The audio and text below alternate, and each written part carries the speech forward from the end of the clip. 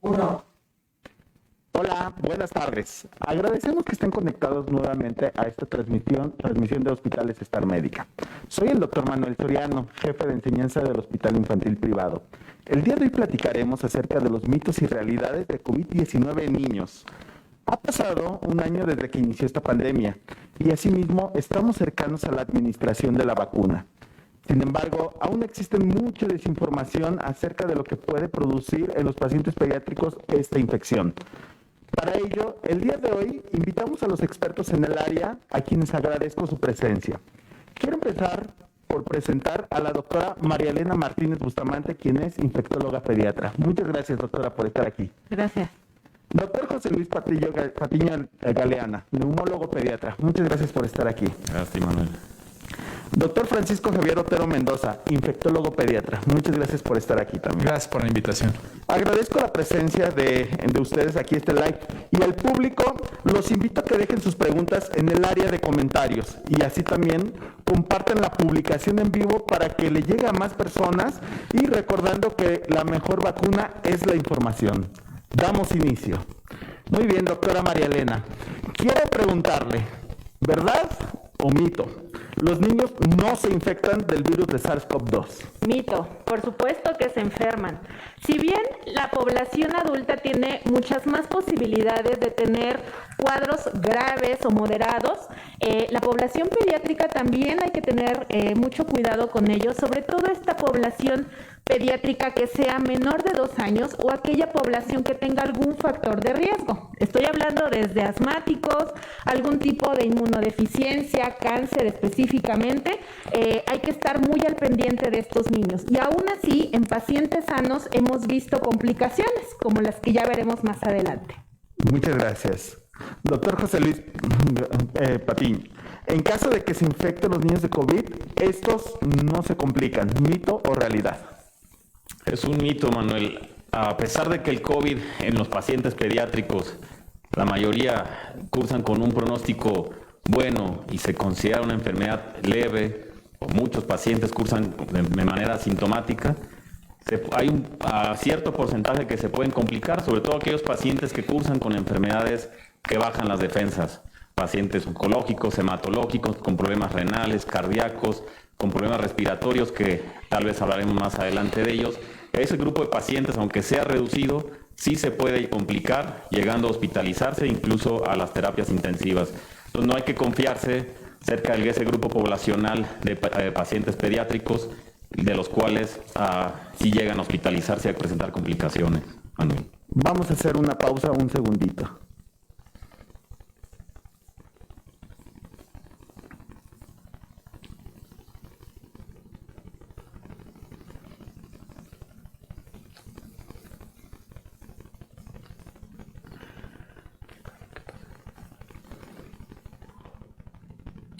¿Me dicen cuándo continuar?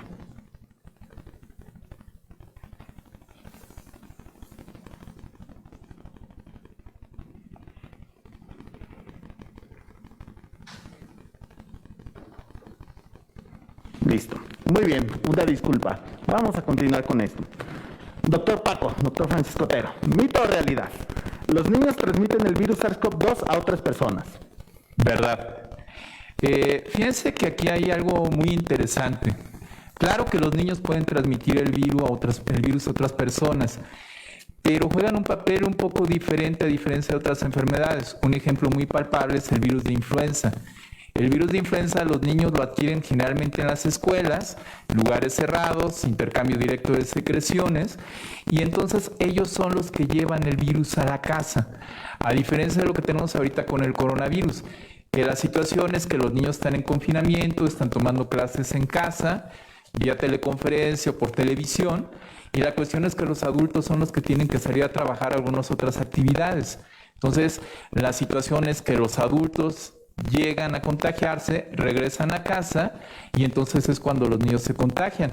Por eso tenemos un fenómeno muy interesante en donde el pico máximo que hemos tenido en cuestiones de infecciones en niños es desfasado a comparación de los adultos. Ahorita estamos viendo un repunte en este momento de los casos de los adultos y esperamos en unas semanas que lleguemos también a nuestro pico máximo de pacientes pediátricos en nuestras áreas de hospitalización. Perfecto. Muy bien, doctora María Elena. ¿Mito o realidad? Esto es algo que se habló mucho durante un tiempo. ¿El virus del SARS-CoV-2 se transmite por las heces?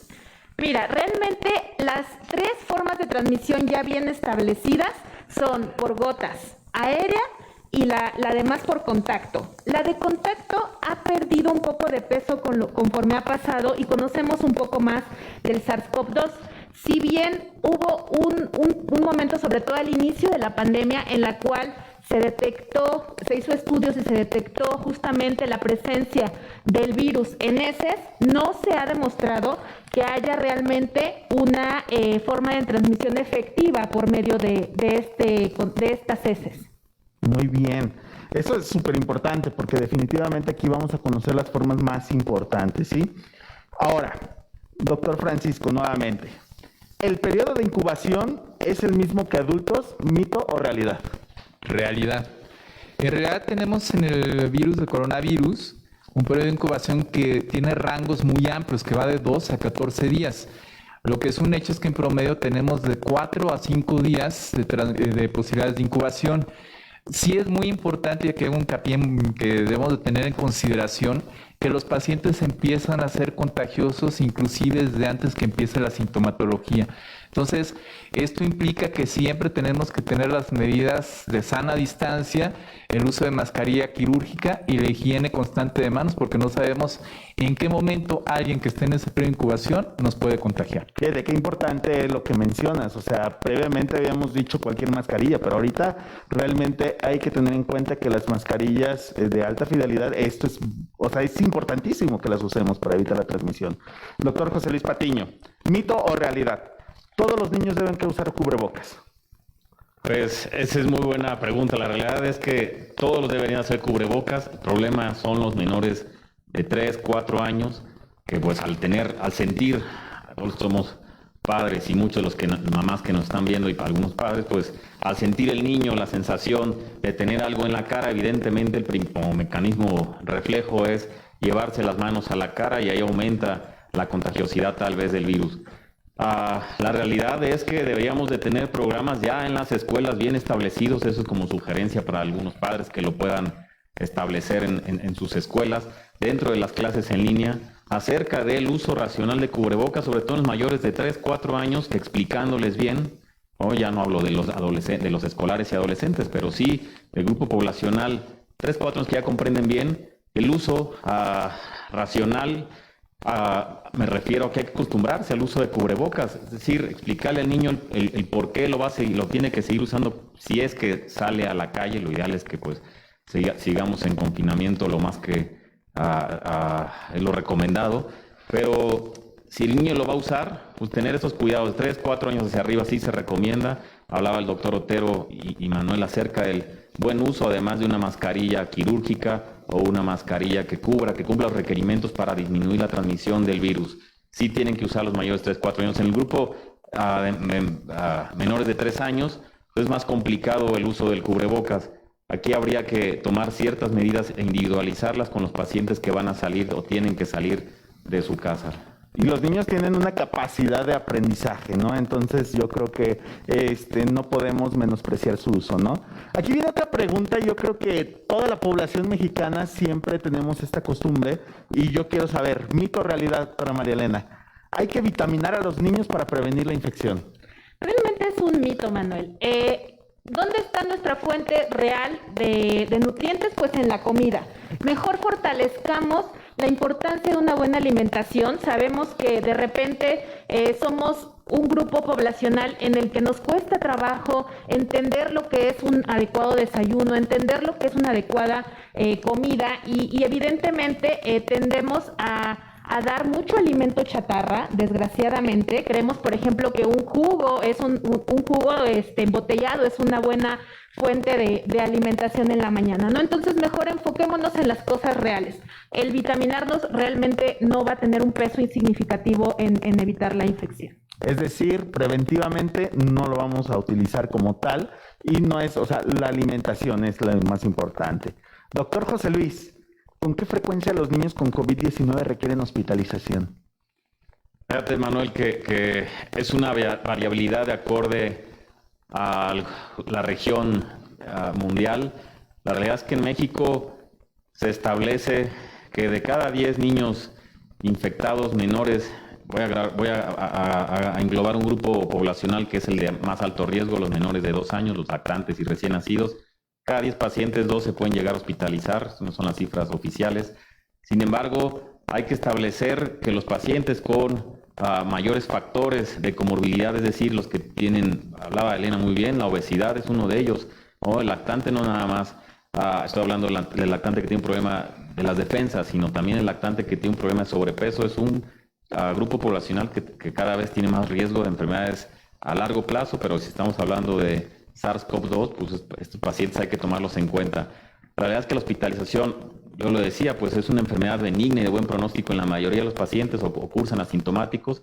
Pues hay que tener en cuenta este grupo poblacional de riesgo. Entonces, claro que pueden llegar a hospitalizarse los pacientes y presentar complicaciones después. Muchas gracias. Oiga, doctor Francisco, yo creo que siempre existe la duda acerca de los niños y adultos, porque de pronto pensamos que los niños van a tener signos y síntomas distintos. Entonces, ¿los signos y síntomas van a ser los mismos en los niños y en los adultos? Realidad, nada más aquí con algunas circunstancias muy particulares. De forma inicial, lo que predomina en los pacientes que tienen coronavirus es la presencia de tos y la presencia de fiebre. Más sin embargo, una circunstancia muy importante es que lo que se ha visto en los niños es que puede haber otros síntomas que no se presentan en los pacientes mayores. Junto con la tos y la fiebre llegamos a tener síntomas de catarro, que es escurrimiento nasal, dolor de garganta. Cuando tenemos algunas manifestaciones ya más importantes, malestar general, dolor muscular, dolor de huesos, que es algo que nos refieren con relativa frecuencia a los pacientes, y en niños mayores también se hace mucho hincapié en la presencia de dolor de cabeza. Estos son los datos iniciales que debemos de considerar como un caso probable de coronavirus. Ya habrá algunos otros datos que se van a comentar en nuestra presentación, que precisamente nos pueden orientar a síntomas graves de la enfermedad y que ahí es motivo de atención. Perfecto. Entonces damos continuidad con la doctora María Elena. ¿Cómo podríamos detectar esos síntomas de gravedad? Es muy importante que en todos los pacientes se tenga por lo menos una consulta médica, no necesariamente presencial, puede ser una consulta vía telemedicina o Zoom, en la que se detecten realmente los datos de alarma. Que es muy importante estar al pendiente de la fiebre persistente. Los datos de saturación también son muy importantes. Recordemos que hay saturómetros u oxímetros de pulso específicos para niños, del tamaño adecuado para niños, que hay que estar monitorizando. Pero además vienen otros datos de importancia que de repente solamente un médico con experiencia los puede detectar. Específicamente algún tipo de rash o algún tipo de inyección conjuntival, cosas como mucho más específicas que se pueden detectar en el primer nivel de contacto. Entonces, el consejo aquí es siempre busquen ese apoyo de su pediatra o del médico especialista encargado de estos asuntos para que no se nos pasen por alto datos de alarma significativos. Y yo creo que desde el inicio, ¿no? Complementaría como desde la parte donde nos comentaba el doctor Francisco, tengan ese acercamiento con su pediatra para que vaya viendo su evolución. No precisamente todo momento vamos a estar viendo, pero él se puede dar cuenta de algunas cosas. Entonces, es importante que consulten a su médico. Y bueno, doctor José Luis Patiño, ahorita mencionaba algo del oxímetro. ¿Cuánto nosotros debemos que saturar o los niños tienen que saturar? ¿Y cómo es la forma correcta de utilizar el oxímetro? Manuel, es una pregunta muy frecuente y recurrente. Importante. Y muy importante. No es necesario tener un saturómetro o un pulsoxímetro en casa. Eso que quede claro. Se sugiere o se recomienda para el paciente adulto que tiene factores de riesgo y que cursa con la enfermedad. En niños, pues, como comentaba, es una enfermedad que sí tiene ciertas complicaciones, pero pues cursa de forma benigna. La manera ideal es ponerlo en el índice. Evidentemente, si el saturómetro no está bien colocado, los niños o adultos tienen las manos frías, el saturómetro es de un tamaño incorrecto, pues no va a dar buena curva a pesar de que muestre los números aquí. Todos los saturómetros muestran dos cifras. Uno es la saturación, que en la Ciudad de México arriba de 92% es lo normal, es decir, todos tenemos que saturar 92 para arriba, y a menor altura saturamos más por la concentración que hay y las presiones de oxígeno. Entonces, 92 es lo mínimo aquí en la ciudad, hay que colocarlo en un índice. compararlo con el otro índice, puede ser que una mano esté más fría, esté mal colocado, o los médicos vemos una curva que sale aquí, que es la curva del pulso. Bueno, hay algunos saturómetros que solo tienen una luz infrarroja que está marcando la curva del pulso. Pues lo ideal es por eso dejarlo por lo menos 20 segundos o 30 segundos en cada dedo índice para poder comparar las cifras entre una mano y otra. Hay saturómetros pequeños, no se recomiendan porque los niños pues van creciendo, mueven el pie, mueven los dedos y no marcan con exactitud. Hay saturómetros de menor y mejor calidad. La realidad es que, pues les digo, no necesitan tener un saturómetro en casa para monitorizar a los pacientes más si no están infectados. Oye, José, pero yo tengo una pregunta, y esto para nuestros papás que están en línea. Sí. Pero, pues, palabras más sencillas, el oxímetro de pulso, ¿qué nos indica o qué es lo que evalúas? Eso, la saturación es un parámetro de oxigenación, es decir, un parámetro que puede ser, lo comentaban muy bien ustedes, de los pacientes infectocontagiosos, un parámetro de gravedad. Saturar abajo de 92, consultar al médico. Si tienen saturómetro, consulten a su médico pediatra o su médico de primer contacto. Eso es clave, sobre todo en los pacientes que tienen factores de riesgo de presentar mayor complicación de la enfermedad.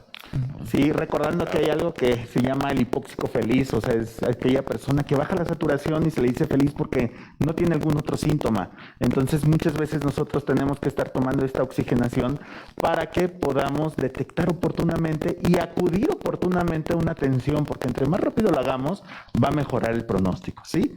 Dando continuidad un poquito, ok, ya aprendimos signos y síntomas, pero ahora las detecciones. Doctor Francisco Otero, nosotros tenemos miedo y no nos gusta y estamos hartos del hisopado, de cuando nos meten el hisopo aquí en la nariz y duele horrible. Esto se realiza en niños, ¿verdad o mito?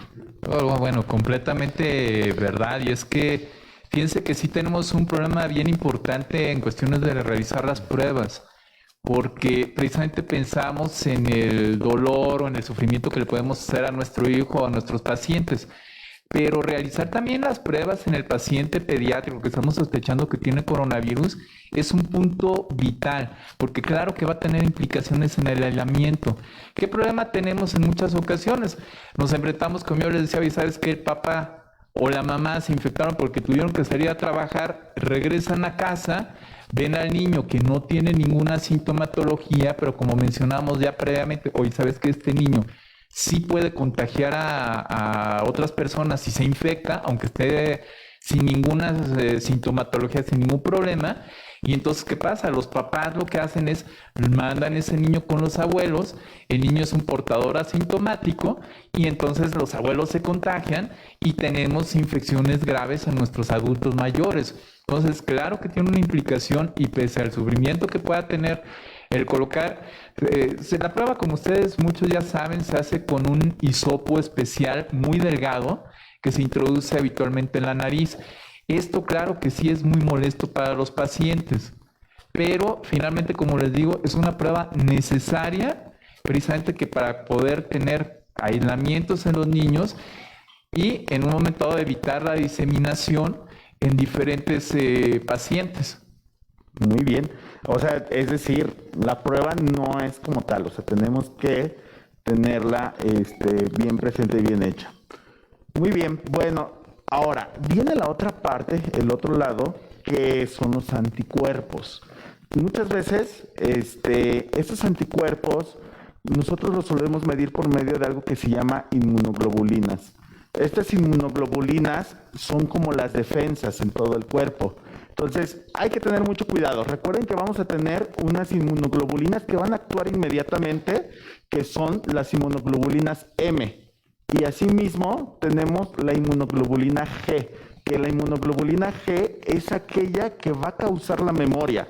Y finalmente, la inmunoglobulina A. La inmunoglobulina A es aquella que vamos a tener en las mucosas como la nariz, la boca y todo esto. Pero estas se pueden determinar en sangre y decimos, bueno, las tenemos como tal. Entonces, en este caso, doctora María Elena, ¿son funcionales la determinación de inmunoglobulinas? Nos sirve en retrospectiva. Para la parte aguda no nos van a servir. ¿Por qué? Porque necesitamos X cantidad de días. Por ejemplo, normalmente para la inmunoglobulina M, mínimo 7 días.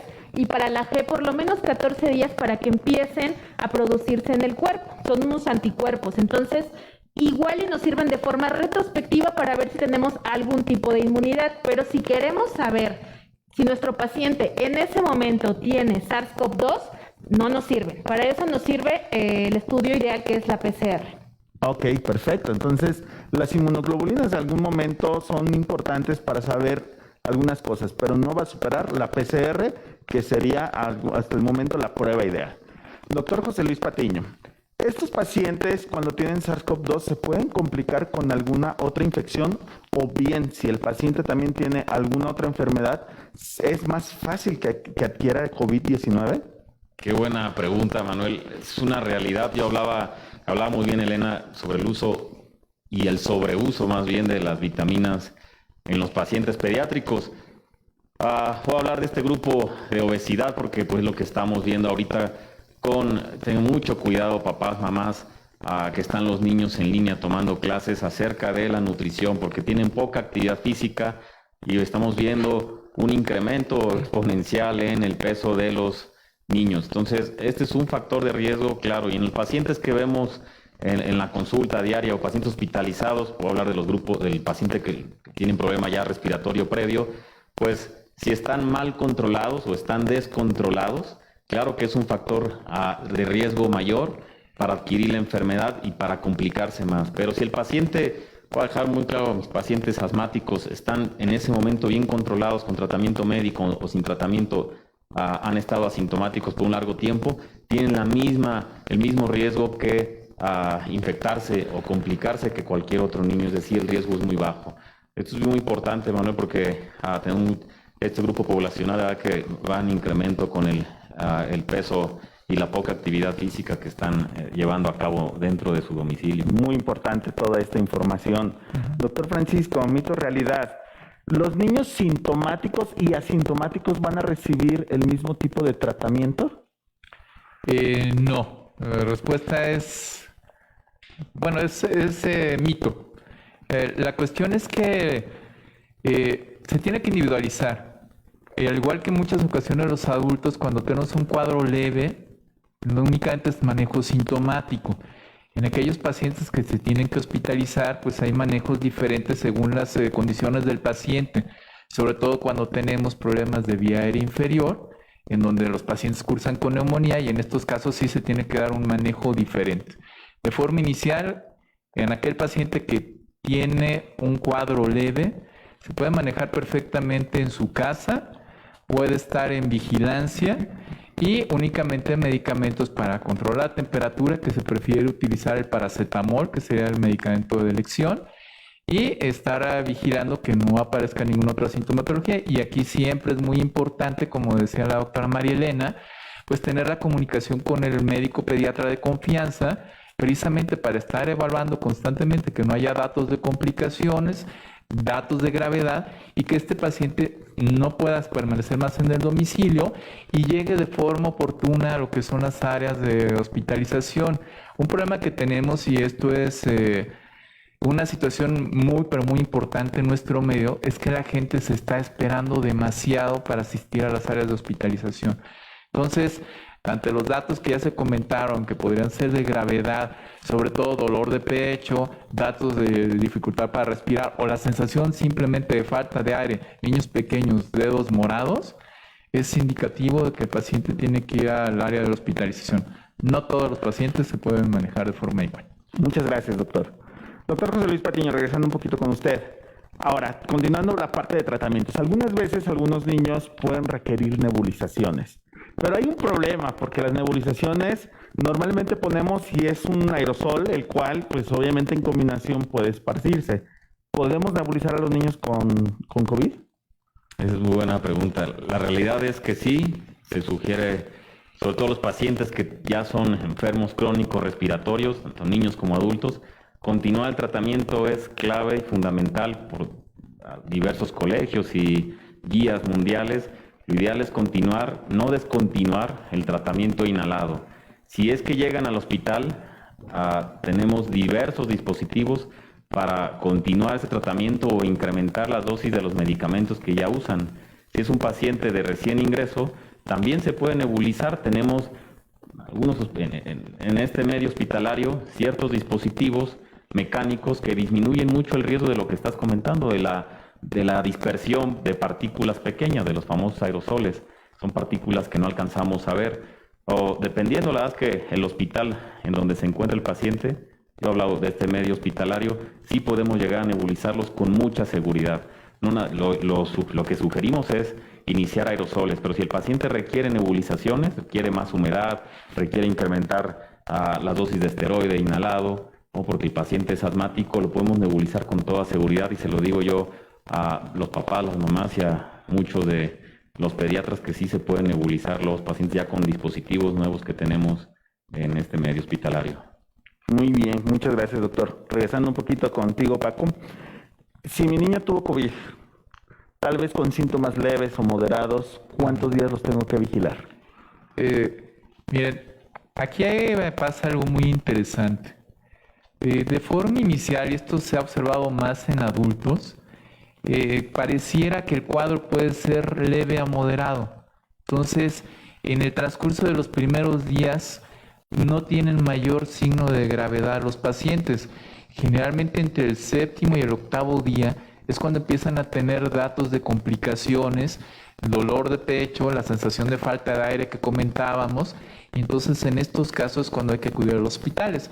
¿Cuánto tiempo hay que esperar para pensar que nuestro paciente, nuestro hijo, puede, digamos que estar completamente bien y no tener mayor problema de complicaciones? Habitualmente es el tiempo que sea de 14 días, que coincide con el periodo en el que el paciente suele ser contagioso. Entonces, 14 días, si en este tiempo no hay mayor problema, generalmente el paciente no va a tener complicaciones y luego posteriormente también va a poder reincorporarse a las actividades con la familia. Muchas gracias. Doctora María Elena, no la hemos olvidado. A continuación, quisiera que nos contara, bueno, en los niños existe otro tipo de enfermedad, o sea, otro tipo de complicación del COVID, y es algo que llamamos PIMS, o síndrome inflamatorio multisistémico pediátrico. ¿Nos podría platicar un poquito acerca de esto, por favor? Claro que sí. Pues es un síndrome de hiperinflamación en la cual puede haber disfunción de diversos órganos o sistemas inclusive. Es muy característico sobre todo, y se dieron cuenta los colegas en marzo, abril, sobre todo los colegas italianos, que había esta disfunción sobre todo miocárdica.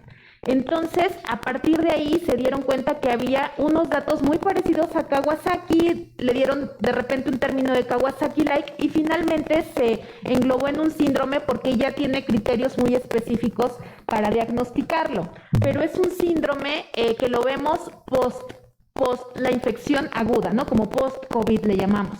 Y este síndrome puede poner en riesgo la vida del paciente. Entonces, precisamente por eso, la importancia de un chequeo por un especialista, ¿no? Si bien es muy factible que la gran mayoría de los niños pasen o leves o asintomáticos, este porcentaje que no se nos pase por alto y tener una vigilancia muy estrecha. Híjole. Entonces, mucho cuidado, o sea, aunque haya terminado el COVID, hay que seguir la vigilancia. Por eso la importancia de continuar con su pediatra y que estén en constante comunicación acerca de los signos y síntomas, porque si inicia después de la infección de COVID con algunos otros síntomas, podemos tener este síndrome. Es inmediata, es la necesidad de atención inmediata, ¿sí? Muy bien, doctor Francisco. Los niños no generan anticuerpos, ¿verdad o mito? Y si la generan, ¿cuánto tiempo dura esta inmunidad? Mito. Aquí tenemos un problema muy importante. ¿Por qué? Porque estamos hablando de un virus que tiene prácticamente el año de haberse identificado. Entonces falta tiempo para darle seguimiento a los pacientes y saber cuánto tiempo puede llegar a durar la inmunidad. Lo que es un hecho es el siguiente.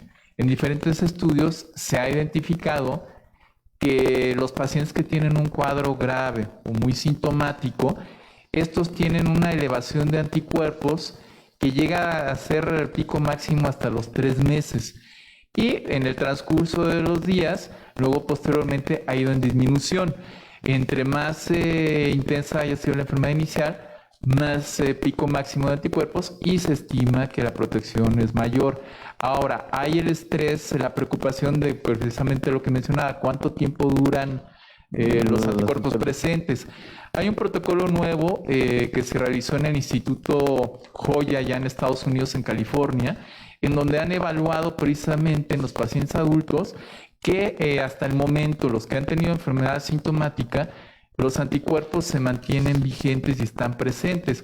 Esto es de buen augurio porque precisamente, y esto también se va a mencionar, las vacunas dan un poquito la inquietud de qué tanto tiempo va a durar la inmunidad, pero todo indica que es una inmunidad duradera.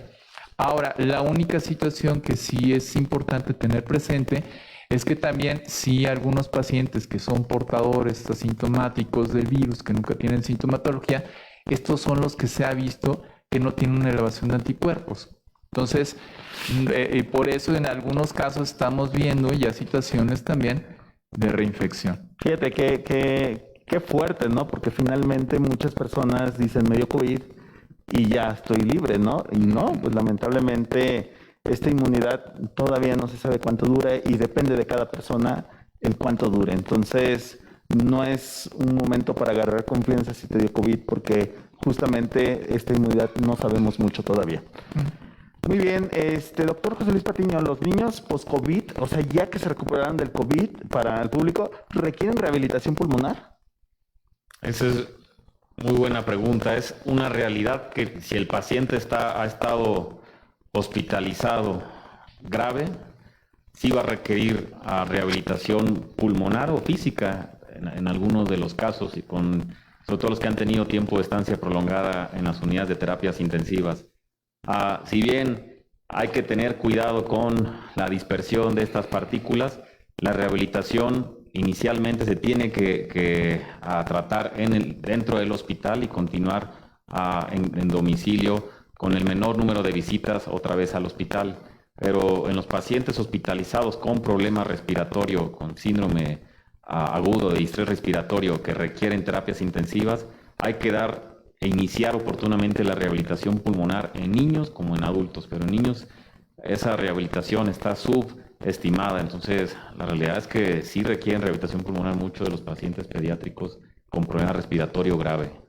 Muchas gracias. Actualmente estamos viviendo la época decembrina, que es la época prácticamente de invierno. Y como sabemos de los años pasados, tenemos ahorita el pico de influenza.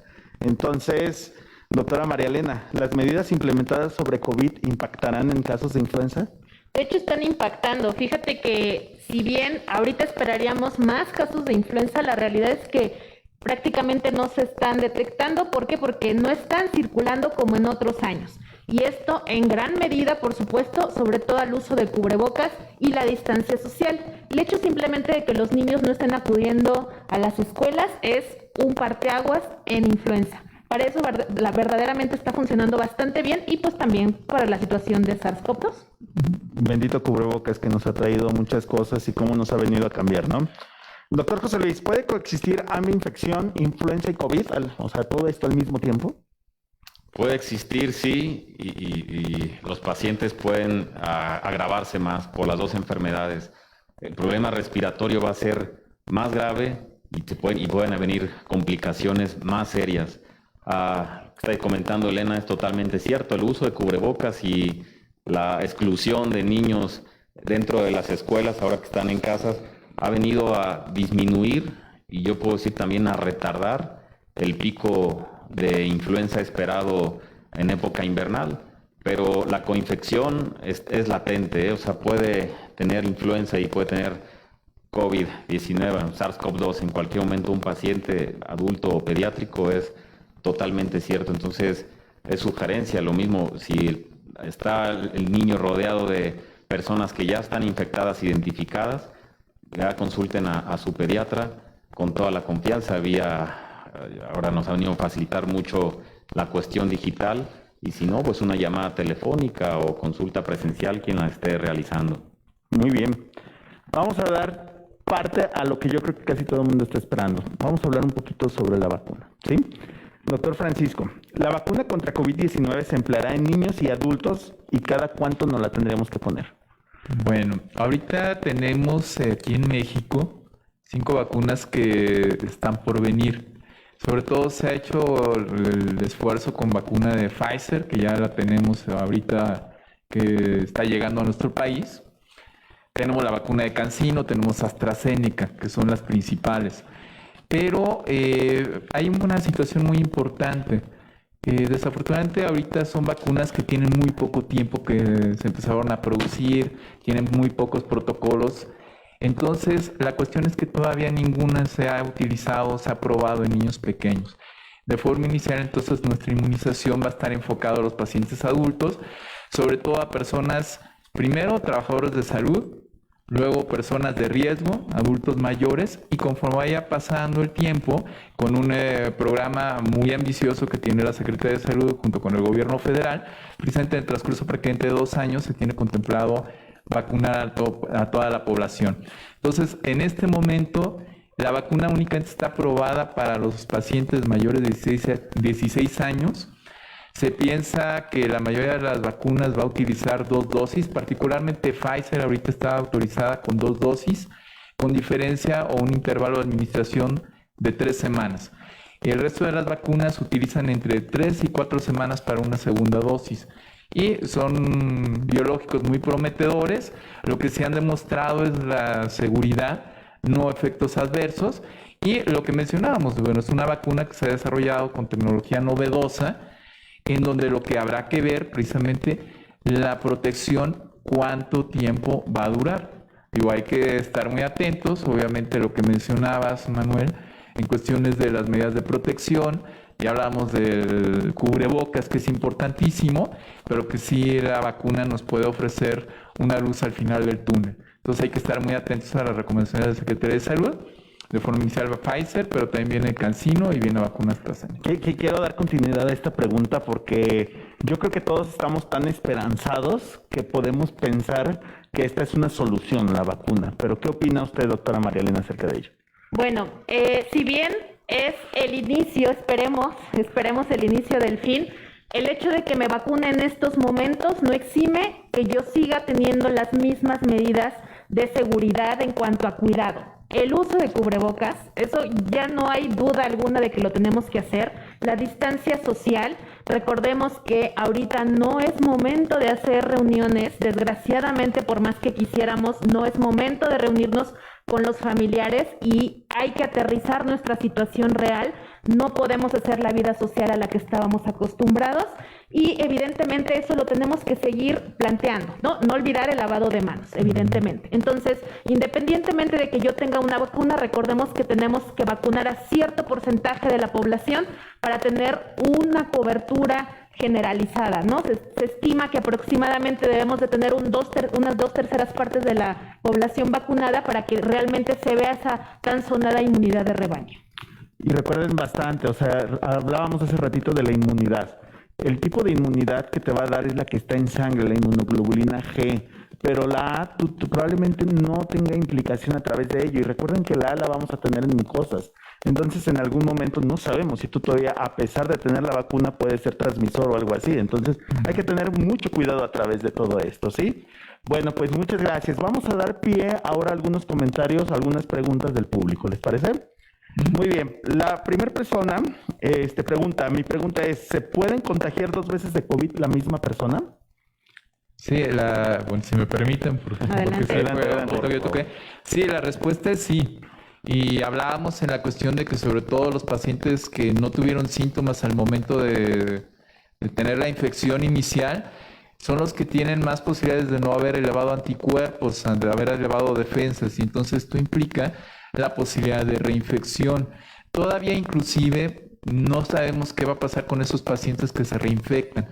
Hay algunos estudios que han hecho en donde han observado que algunos inclusive llegan a tener un cuadro un poco más grave, pero eso todavía es muy rápido para tener un resultado final, y esto implica que tenemos que estar atentos, y aún yo habiendo cursado con el coronavirus, es indispensable que me siga cuidando con las medidas de sana distancia, higiene de manos y el uso del cubrebocas. Muchas gracias.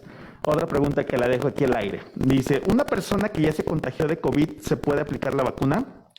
Sí se puede aplicar, de hecho, específicamente Pfizer lo que está solicitando es un periodo de cuarentena, que son los 14 días, y posteriormente se va a poder aplicar la vacuna. Precisamente por esta situación que no sabemos el tiempo que va a durar de la forma natural de adquirir la enfermedad, los anticuerpos. Entonces, probablemente con esta vacuna estamos teniendo más inmunidad que de la forma que, aunque me haya dado grave. Entonces, eso es la importancia de la vacuna, ¿no? Ahora, ¿se tiene que hacer otra prueba de una persona contagiada después de los 14 días? No, la respuesta es no. Lo que platicábamos, normalmente los pacientes tienen el virus en la garganta alrededor de 14 días. Entonces, solo en casos muy particulares se requieren hacer pruebas de control porque la mayoría de los pacientes, sobre todo pacientes que no tienen un problema de defensas, inmunodeficiencia decimos nosotros, estos pacientes van a depurar el virus y van a recuperar. Inclusive aún tenido una infección grave, que el paciente requiere intubación, que requiera medidas de soporte, estos pacientes después de los 15 días disminuye de forma sustancial la carga viral y esto hace que no requieran una segunda prueba y podemos optimizar los recursos que se tengan. Evitamos también costos. Eso es bien importante. Esto es prácticamente ya está avalado a nivel internacional. ¿Un niño asintomático puede contagiar a otro niño? Sí, la presencia del virus está ahí, ¿no? En mucosas. Entonces, justamente esa población asintomática es la que tenemos todos riesgo, ¿no? Y por eso la necesidad del uso de cubrebocas. Específicamente hablando de si los niños se adaptan o no se adaptan, fíjate que de forma sorprendente me he dado cuenta que sí. Uno pensaría que los niños les va a costar trabajo y de repente los niños siempre son los que dan la sorpresa y los niños se adaptan. Si tú les explicas a unos niños ahorita, hay niños que se saben lavar perfectamente las manos con todos los pasos que la OMS indica y también ya saben de forma muy adecuada usar cubrebocas. Híjole, qué interesante esto. Los bebés de un año, ¿cómo los vamos a proteger? Perdón, los bebés de un año, ¿cómo los vamos a proteger? Protegiendo a los papás. Sí. No hay otra. Es que yo lo decía Pepe. O sea, finalmente un bebé de esta edad no va a poder utilizar una mascarilla quirúrgica, no va a poder usar un cubrebocas. Entonces, ¿cuál es la manera de protegerlo? Y eso sí es muy importante para las mamás jóvenes. Pues uno, precisamente mantener la sana distancia, ya lo decía Marilena, que eso es vital y sobre todo en esta época de fin de año que somos muy apapachadores los mexicanos, que nos gusta reunirnos, que estamos muy acostumbrados, las posadas. En realidad, precisamente el aislamiento, estar en casa y solo salir ante circunstancias importantes, el trabajo, víveres. Pero la cuestión, la mejor manera de proteger a esos bebés que no se van a estar haciendo higiene de manos constante, ya sea con el alcohol gel o con jabón, esos niños que no van a poder utilizar el cubrebocas, la única manera es evitar que el virus llegue a la casa. Y entonces, ¿cómo es eso? Cuidándonos nosotros los adultos. Muy bien. Bueno, una más aquí tenemos. ¿Qué pasa con los niños con discapacidad? ¿Su sistema inmune está más comprometido? ¿Y cuándo y cómo se aplicará la vacuna en ellos? Bueno, es que ahorita no hay plan para vacunar personas menores de 16 años. Es una realidad. Eso que no nos sorprenda. O sea, siempre que entra una vacuna nueva, digámoslo así, se excluye temporalmente a los niños, embarazadas, mujeres lactando. ¿Por qué? Porque tenemos que ver cómo funciona con la población en general. Y esto no es como para ni paniquearnos ni espantarnos, son protocolos que se tienen que seguir de seguridad en cualquier vacuna. Oigan, viene una pregunta muy interesante y creo que muy de tiempo. ¿Cómo sé si mi hijo tiene COVID o influenza?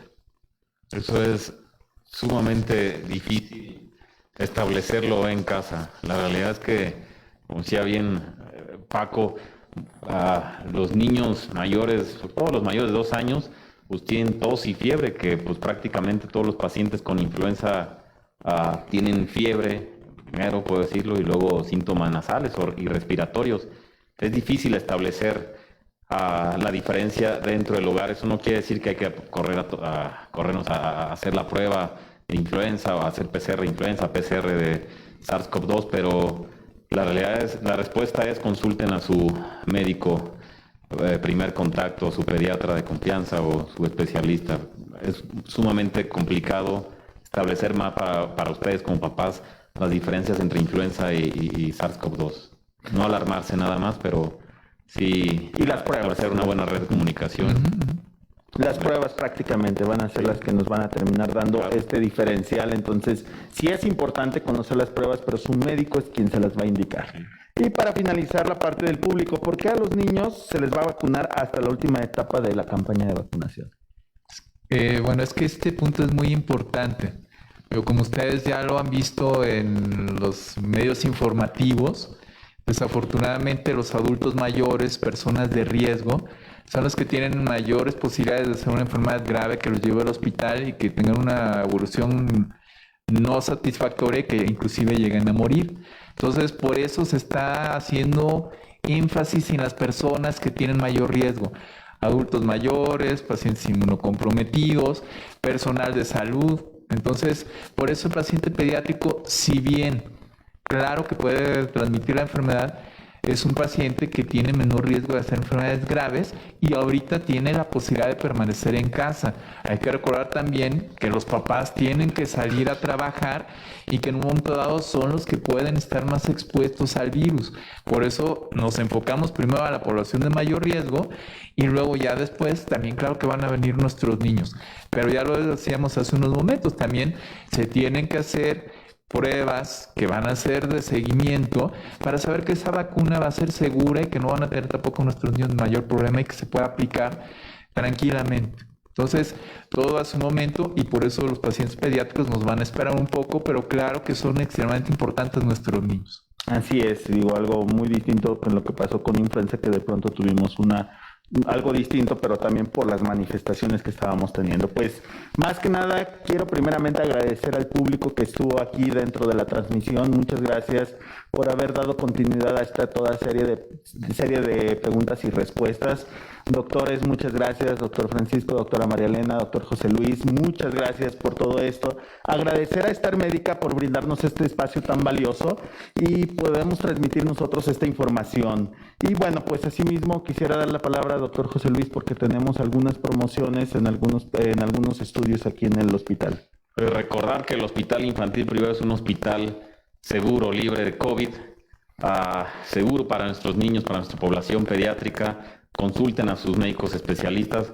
Actualmente estamos realizando estudios de función pulmonar. Pacientes post-COVID, evidentemente tienen que tener un periodo ya de post-transmisión importante, reunir ciertos criterios. Pero esa es la realidad, es que lo que preguntaban de las secuelas respiratorias, muchos papás están inquietos ya que el niño tuvo COVID, si va a tener alguna secuela. Hay que hacer en la medida de la edad los estudios que consideramos. Y aquí somos un hospital pues extremadamente seguro para pacientes post-COVID. Muy bien, pues actualmente tenemos el 20% de descuento en espirometría simple y con broncodilatador. Y también tenemos pruebas de diagnóstico y seguimiento a pruebas accesibles, lo que sería el antígeno PCR y monoglobulinas de SARS-CoV-2. Bueno, nos despedimos, pero recuerden, usen su cubrebocas, lávense las manos, mantengan sana distancia, quédense en casa. Y por favor, ahorita estemos libres de convivencia. Estamos en una etapa muy crítica y realmente queremos ver a todos sanos. Muchas gracias por habernos acompañado.